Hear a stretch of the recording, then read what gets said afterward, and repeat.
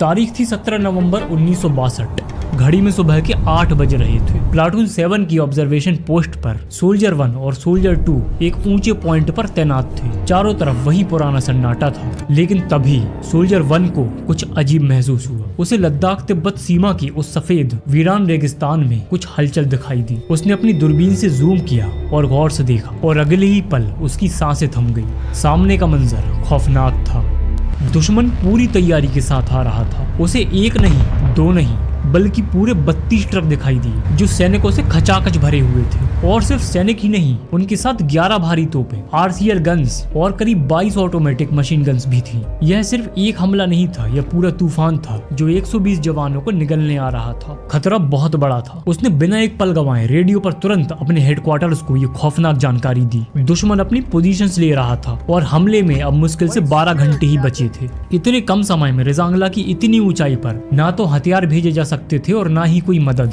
वक्त हाथ से निकल चुका था। हालात की गंभीरता को देखते हुए ब्रिगेड कमांडर टीएन रैना ने मेजर शैतान सिंह को एक साफ निर्देश भेजा कि अगर दुश्मन का हमला बहुत तेज हो और हालात काबू से बाहर हो जाए तो आप अपने साथियों के साथ पीछे हट सकते हो। यह उनकी जान बचाने का आखिरी मौका था। सबको लगा वो वापस लौट आएंगे, क्योंकि उस तूफान के सामने 120 जवानों का रुकना बहादुरी नहीं, खुदकुशी थी। वहां रुकने का अंजाम साफ था, सिर्फ और सिर्फ मौत। लेकिन उस रात उन्होंने कुछ ऐसा किया जिसकी उम्मीद किसी ने नहीं की थी। कहानी को समझने के लिए हमें थोड़ा पीछे जाना पड़ेगा।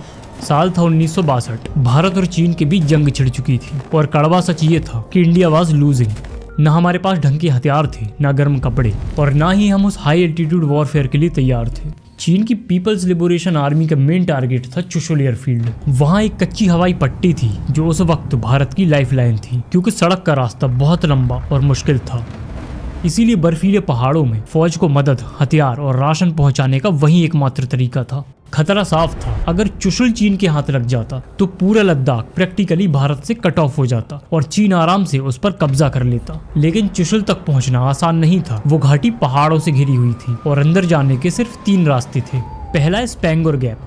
यह एक खुला मैदानी इलाका था जहां चीन ने अपने टैंक्स पहले ही जमा कर लिए थे। दूसरा गुरंग हिल जो ऊंचाई पर थी और चुशुल घाटी पर नजर रखने के लिए बेहद अहम थी। और तीसरा रेजांगला, 16,000 फीट की ऊंचाई पर स्थित बेहद ठंडा और कठिन पहाड़ी रास्ता। यहीं पर इंडियन आर्मी से एक स्ट्रेटेजिक मिसकैलकुलेशन हुई। जनरल्स को पूरा भरोसा था कि चीन स्पेंगोर गैप से ही हमला करेगा, क्योंकि टैंक ले जाने का वही एकमात्र रास्ता था। इसी वजह से भारत ने अपनी सारी ताकत और टैंक्स उसी एरिया में तैनात कर दिए थे। लेकिन इसी दौरान एक ऐसी पोस्ट थी जो पूरी तरह अलग थलग और अकेली पड़ गई थी। रेजांगला 16,000 फीट की ऊंचाई पर स्थित था। वहां तक कोई सड़क नहीं जाती थी। हालात ऐसे थे कि सारा सामान खच्चरों की पीठ पर लाद कर या तो सैनिकों को खुद अपनी पीठ पर उठाकर उसे ऊपर ले जाना पड़ता था। चूंकि किसी को उम्मीद नहीं थी कि इतना बड़ा हमला होगा और रास्ता इतना कठिन था, इसी वजह से वहां भारी हथियार जमा नहीं किए गए थे। इस पोस्ट की सुरक्षा की जिम्मेदारी 13 कुमाऊं की चार्ली कंपनी पर थी, जिसे लीड कर रहे थे मेजर शैतान सिंह। इस कंपनी के ज्यादातर जवान अहिर कम्युनिटी से थे। लेकिन कड़वी सच्चाई ये थी कि ये जंग किसी भी मायने में बराबरी की नहीं थी। एक तरफ चीनी सैनिक थे जो ऑटोमेटिक मशीन गन्स और सेल्फ लोडिंग राइफल से लैस थे, और दूसरी तरफ हमारे जवान जिनके हाथ में वही पुरानी .303 एनफील्ड राइफल, यानी एक गोली चलाने के बाद हाथ से बोल्ट खींचकर दूसरी लोड करनी पड़ती थी, जिसमें बहुत टाइम जाता था। यानी जब तक हमारा जवान एक गोली चलाता, दुश्मन वहां से 20-20 गोलियां बरसा चुका होता था। और सबसे बड़ी त्रासदी ये थी कि अगर वो मुसीबत में फंसते भी तो उन्हें बचाने के लिए पीछे से भारतीय तोपखाने से आर्टिलरी सपोर्ट भी नहीं था, क्योंकि रेजांगला के ठीक पीछे एक ऊंची पहाड़ी दीवार थी जिसने तोपों का रास्ता रोक रखा था। यानी अगर तोपें चलती भी तो दुश्मन पर गिरने के बजाय उसी पहाड़ी से टकरा जाती। कुल मिलाकर वो 120 जवान उस बर्फीले रेगिस्तान में बिना किसी मदद के मौत के सामने अकेले डटे हुए थे। और इसी खौफ और बेबसी के बीच वक्त का पहिया घूमा। 20 अक्टूबर 1962 को इस युद्ध का दूसरा फेज शुरू हुआ। पहले फेज के हमलों के बाद वहां कुछ हफ्तों की शांति छा गई थी, लेकिन ये तूफान से पहले का सन्नाटा था। चीन ने इस युद्ध विराम का पूरा फायदा उठाया। जब भारतीय जवान मदद के इंतजार में बैठे थे, तब चीन अपनी सेना को फिर से संगठित कर रहा था, अपने हथियार जमा कर रहा था। अब उनका फोकस पूरी तरह से लद्दाख पर था और 18 नवंबर को उन्होंने फाइनल अटैक प्लान किया। इधर मेजर शैतान सिंह जानते थे कि एक बहुत बड़ा तूफान उनकी तरफ बढ़ रहा है और इसे रोकने के लिए उनके पास सिर्फ 120 सीने थे। उनके सामने सबसे बड़ी चुनौती ये थी कि रिजांगला का एरिया बहुत बड़ा था और सैनिक बहुत कम थे। अगर वो एक जगह इकट्ठा होते तो दुश्मन उन्हें घेर लेता। इसीलिए मेजर ने एक कड़ा फैसला किया अपनी ताकत को फैलाने का। उन्होंने पोस्ट की रक्षा के लिए अपनी कंपनी को 3 अलग अलग प्लाटून में बांट दिया। हर प्लाटून में मुश्किल से 30 से 35 जवान थे। सबसे आगे उत्तरी हिस्से की जिम्मेदारी जेसीयू सूर्याराम की प्लाटून 7 को दी गई। ठीक उसके पास सेंट्रल एरिया में जहां दुश्मन के आने का मुख्य रास्ता था, वहां जेसीयू हरिराम की प्लाटून 8 तैनात की गई। साथ ही दक्षिणी हिस्से में मोर्चा संभाला प्लाटून 9 ने, जिसे लीड कर रहे थे जेसीयू रामचंद्र। और इन तीनों प्लाटूनों के पीछे कंपनी हेडक्वार्टर पर खुद मेजर शैतान सिंह अपनी पोजीशन पर डटे हुए थे ताकि वो अपनी टुकड़ी को कमांड दे सकें। ये तीनों पोजीशन करीब 2 किलोमीटर के दायरे में फैली हुई थी। दूरी इतनी ज्यादा थी और बीच में इतनी चट्टानें थी कि एक प्लाटून दूसरे प्लाटून को देख भी नहीं सकते थे। कवर फायर देना तो दूर की बात है, यानी हर प्लाटून को अपनी लड़ाई खुद लड़नी थी। हर जवान ये बात अच्छी तरह से जानता था कि अगर मुसीबत आई तो कोई बचाने नहीं आएगा। इसी खौफनाक सन्नाटे में दिन गुजरते गए और फिर वो तारीख आई जब ये सन्नाटा टूटने वाला था। तारीख थी 17 नवंबर 1962। घड़ी में सुबह के 8 बज रहे थे। प्लाटून 7 की ऑब्जर्वेशन पोस्ट पर सोल्जर 1 और सोल्जर 2 एक ऊंचे पॉइंट पर तैनात थे। चारों तरफ वही पुराना सन्नाटा था। लेकिन तभी सोल्जर 1 को कुछ अजीब महसूस हुआ। उसने अपनी दूरबीन से जूम किया और गौर से देखा और अगले ही पल उसकी सांसें थम गई। उसे एक नहीं, 2 नहीं, बल्कि पूरे 32 ट्रक दिखाई दिए जो सैनिकों से खचाखच भरे हुए थे। खतरा बहुत बड़ा था। उसने बिना एक पल गंवाए रेडियो पर तुरंत अपने हेडक्वार्टर्स को ये खौफनाक जानकारी दी। हालात की गंभीरता को देखते हुए ब्रिगेड कमांडर टीएन रैना ने मेजर शैतान सिंह को एक साफ निर्देश भेजा कि अगर दुश्मन का हमला बहुत तेज हो और हालात काबू से बाहर हो जाए तो आप अपने साथियों के साथ पीछे हट सकते हो। लेकिन मेजर शैतान सिंह और उनके अहीरों की रगों में कुछ और ही खून दौड़ रहा था। रेडियो पर उनका जवाब साफ था, हम अपनी पोस्ट नहीं छोड़ेंगे, हम आखिरी आदमी और आखिरी गोली तक लड़ेंगे। इसके कुछ ही घंटों के बाद 18 नवंबर आता है। सुबह के करीब 3:30 बज रहे थे। चारों तरफ सिर्फ धूप अंधेरा था और 16,000 फीट की ऊंचाई पर चलने वाली जानलेवा बर्फीली हवाओं का शोर था। इसी बीच लॉन्स नायक ब्रिजलाल के कानों ने कुछ अजीब सुना। उन्होंने एक भी सेकंड बर्बाद नहीं किया और दौड़कर अपनी प्लाटून को खबर दी। तभी नायक हुकुमचंद ने आसमान में एक रेड फ्लेयर दागा। उस रोशनी ने पूरे इलाके को एक भयानक उजाले से नहला दिया और उस रोशनी में जो दिखा वो किसी बुरे सपने से कम नहीं था। खाइयों के रास्ते सैकड़ों चीनी सैनिक कीड़े मकोड़ों की तरह रेंगते हुए ऊपर आ रहे थे। वे भारतीय बंकरों से मुश्किल से 100 से 150 गज दूर थे। चीन का प्लान था कि भारतीय सैनिक सो रहे होंगे या ठंड में ठिठुर रहे होंगे। इसी दौरान वे भारतीय बंकरों के बिल्कुल पास पहुंचकर सोते हुए सैनिकों पर ग्रेनेड फेंक देंगे। लेकिन भारतीय जवानों ने उन्हें वो सरप्राइज दिया जिसकी उम्मीद पीएलए ने सपने में भी नहीं की थी। लगभग 10 मिनट तक भीषण फायरिंग हुई। जो चीनी सैनिक सरप्राइज देने आए थे वो खुद हैरान हो गए। कई मारे गए और कई जान बचाकर भाग खड़े हुए। इसके बाद नायक सूबेदार सूर्याराम ने तुरंत रेडियो पर रिपोर्ट दी कि हमने दुश्मन का हमला रोक दिया है। लेकिन मेजर शैतान सिंह जानते थे कि ये शांति तूफान से पहले की है। उन्होंने कहा रिलैक्स मत हो जाना, वो फिर आएंगे। तभी कुदरत ने भी अपना इम्तिहान लेना शुरू कर दिया। इसी दौरान वहाँ हल्की बर्फबारी शुरू हो गई। तेज हवाओं और गिरती बर्फ ने माहौल को और जानलेवा बना दिया। विजिबिलिटी घटकर लगभग 1 किलोमीटर रह गई। चीन के लिए यह मौसम वरदान बन गया।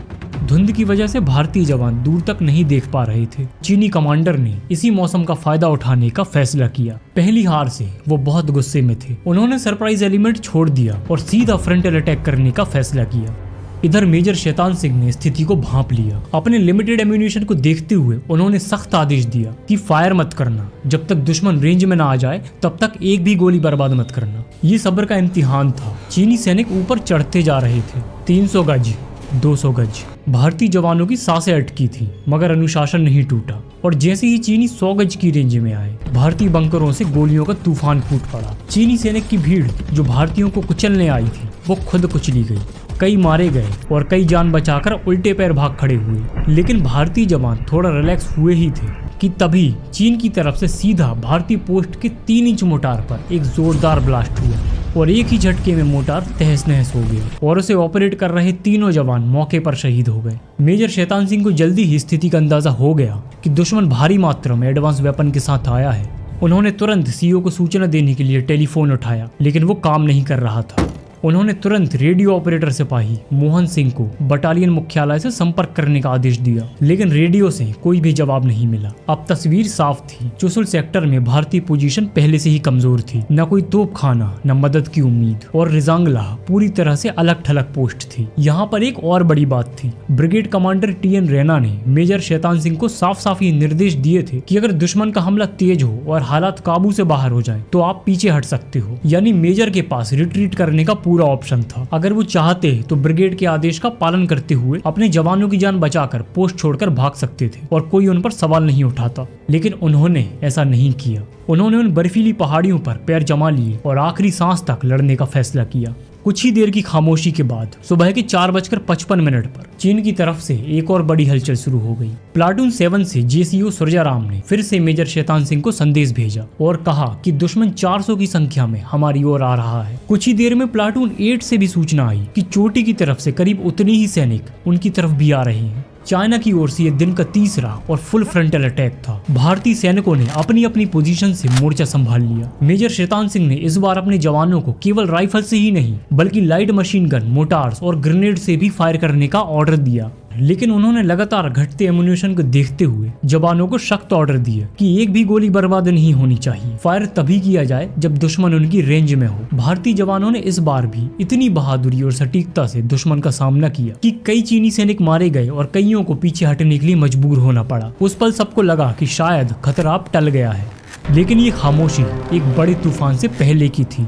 रात के अंधेरे में और ऊंचाई पर होने का फायदा जो उन्हें मिल रहा था वो अब खत्म होने वाला था। जैसे ही घड़ी में सुबह के 6:25 हुए, चारों ओर हल्का हल्का उजाला होने लगा। कुदरत की ये रोशनी उनके लिए मौत बनकर आई। इस रोशनी की वजह से भारतीय पोस्ट और उनके हथियारों की पोजीशन दुश्मन को दूर से ही साफ दिखने लगी। चीन ने इसका फायदा उठाया और मोटार के साथ साथ RCL गन से भी फायरिंग शुरू कर दी, जिससे भारत की बची खुची पोस्ट भी अब तबाह होने लगी। प्लाटून 7 और 8 जो बिल्कुल फ्रंट पर थी, उनके कई जवान लड़ते हुए शहीद हो गए थे और जो बचे थे वो गंभीर रूप से घायल थे। लेकिन खून से लथपथ होने के बावजूद उनकी उंगलियां ट्रिगर से हटी नहीं। ऐसे मुश्किल हालातों में जब उम्मीद खत्म हो रही थी, तब मेजर शैतान सिंह ने अपने जवानों को एक ऐतिहासिक ऑर्डर दिया, लास्ट मैन लास्ट राउंड। इस आदेश का मतलब साफ था कि अब पीछे हटने का कोई रास्ता नहीं बचा और इसकी सबसे पहली मार JCO सुरजाराम की प्लाटून 7 पर पड़ी। वे 3 तरफ से घिर चुके थे। मेजर ने जवानों को सख्त आदेश दिया था कि एक भी गोली बर्बाद नहीं होनी चाहिए, लेकिन कब तक? दुश्मन की तादाद हजारों में थी और गोलियां गिनी चुनी। लगातार फायरिंग के बाद आखिरकार वो पल आ गया जिसका डर था। एम्यूनेशन खत्म होने लगा। ऐसे में कुछ जवानों ने दुश्मन से हैंड टू हैंड कॉम्बैट शुरू कर दी। भारतीय सैनिक चीनियों को अपने करीब आने देते और जैसे ही वे पास आते वे अपनी राइफलों के बोनेट से चीनियों पर टूट पड़ते। इधर मेजर शैतान सिंह मोर्चे पर डटे हुए थे। वे बिना किसी कवर के एक प्लाटून से दूसरी प्लाटून तक दौड़ लगा रहे थे और अपने जवानों का हौसला बढ़ा रहे थे। लेकिन तभी एक चीनी मशीन गन बर्स्ट ने उनकी बाह को तोड़ दिया। वो लड़खड़ाए लेकिन गिरे नहीं। तभी दूसरी गोली उनके पेट में लगी और वो बुरी तरह घायल होकर गिर गए। खून बहुत बह चुका था। उनके पेट में भयंकर दर्द हो रहा था जो बर्दाश्त के बाहर था। उन्होंने कराहते हुए अपने साथी रामचंद्र से कहा, रामचंद्र, मेरे पेट में बहुत दर्द हो रहा है, मेरी बेल्ट खोल दो। लेकिन रामचंद्र ने जैसे ही उनकी वर्दी के अंदर हाथ डाला, उसे महसूस हुआ कि मेजर शैतान सिंह की आंतें बाहर आ चुकी हैं। रामचंद्र समझ गए कि अगर बेल्ट खोली तो उन्हें बचाना मुश्किल हो जाएगा, इसीलिए उन्होंने बेल्ट नहीं खोली। इसके बाद रामचंद्र और कुछ साथियों ने मेजर को अपनी पीठ पर लादा और वो गोलियों की बौछार के बीच उन्हें वहां से करीब 800 मीटर दूर ले गए और एक पत्थर की आड़ में लिटा दिया। खून लगातार बह रहा था। मेजर बार बार बेहोश हो रहे थे। सांस टूटने के ठीक पहले उन्होंने अपनी आखिरी ताकत बटोरी और रामचंद्र का हाथ पकड़कर कहा कि मेरा कहना मान लो, फौरन अपनी पोस्ट पर लौट जाओ। उन्हें अपनी जान की फिक्र नहीं थी, बल्कि उन्होंने कहा कि अपने साथियों को दुश्मन का बंदी होने से बचाओ और हो सके तो हेडक्वार्टर्स जाकर सबको बताना कि हमारी कंपनी ने किस बहादुरी के साथ ही लड़ाई लड़ी। बस इतना कहकर सुबह के करीब 8:15 पर कुमाऊं का ये शेर अपनी आखिरी सांस तक लड़ते हुए शहीद हो गया। दुश्मन की ओर से लगातार अभी भी मोटार फायरिंग जारी थी। रामचंद्र भारी मन के साथ मोर्चे पर वापस लौटे, लेकिन चीनी सेना की तादाद और हथियारों की सप्लाई के आगे बचे खुचे जवान ज्यादा देर तक टिक नहीं सके। अब तक 114 सैनिक अपनी जान दे चुके थे और अब मैदान में सिर्फ 6 जवान ही जिंदा बचे थे और वो भी अधमरी हालत में।